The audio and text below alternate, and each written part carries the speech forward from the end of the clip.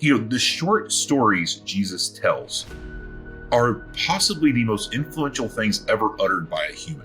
Like, to think that like these four guys were all just sort of making it up as they went along, and they all told stories that make sense, and they all told stories that were radical and amazing and world changing. And how do you get a fisherman to write like that? Leading into Easter, of course, we have a series on Passion Week that is available on our website, and we've been releasing clips on various channels and different things from that series. In that, we talked a little bit about some of these things in that series, but I kind of wanted to piggyback on that and then talk about some of the common objections, and then just some of the different things from an apologetic standpoint, from an archaeological standpoint, about how we can have, as Christians, have faith in the resurrection, and really a lot of things surrounding what was recorded about the resurrection and the early church. All right, so here's some common objections. You can kind of tell me what your thoughts are on these. We can kind of talk through some of the standard responses to these. But the resurrection was a legend that developed over time. This opinion has, I think, become much more popular in recent years. For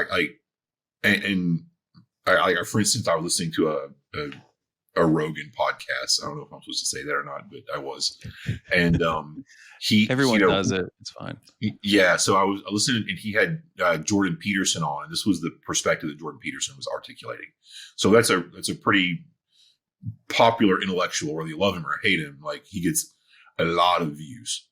And he said that like writing Jesus stories was like writing Batman. Like you sort of establish a central character and kind of how he acts. And then you could have all kinds of different authors that could write, the genre. And for such a smart dude, it's a really stupid idea. Like, honestly, it makes no sense. And the core of the answer is that everything happened far, far too fast. There was, between the death and resurrection of Christ, and when we have the whole gospel, death, deity, resurrection of Christ being articulated, is literally, we can prove it was maybe 3 months. There's a great Christian intellectual guy named Gary Habermas that's done a lot of work on this. So our next episode will definitely borrow from him some, and then add some other stuff regarding Paul that becomes sort of clear here in Greece, that you can sort of add some archaeological proof to his general thesis, is kind of where we'll go with that. Just know that the legend building thesis idea, it just simply doesn't hold any water. There wasn't enough time.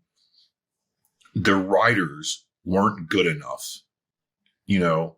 Like Matthew, Mark, Luke, and John, they're laymen, they're fishermen. Luke's a doctor, so he's a little more qualified, but there's no Shakespeare in the group. The short stories Jesus tells are possibly the most influential things ever uttered by a human. You got things like the Good Samaritan story.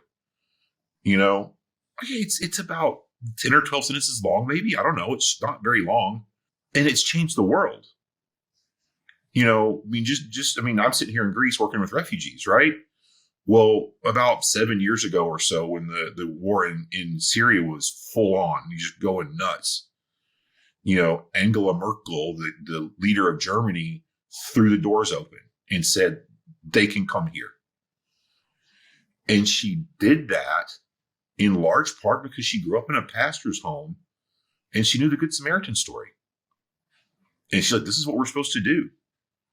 So you have the mass movement of millions of people influenced by a short story that a guy told 2,000 years ago.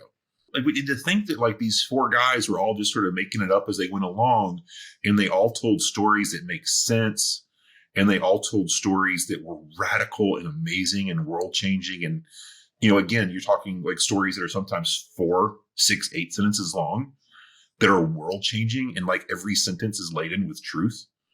How do you get a fisherman to write like that? So there's a ton of problems with that theory, that just everybody was writing them. They just picked the ones they liked. Well, first off, there's no evidence for it, like none.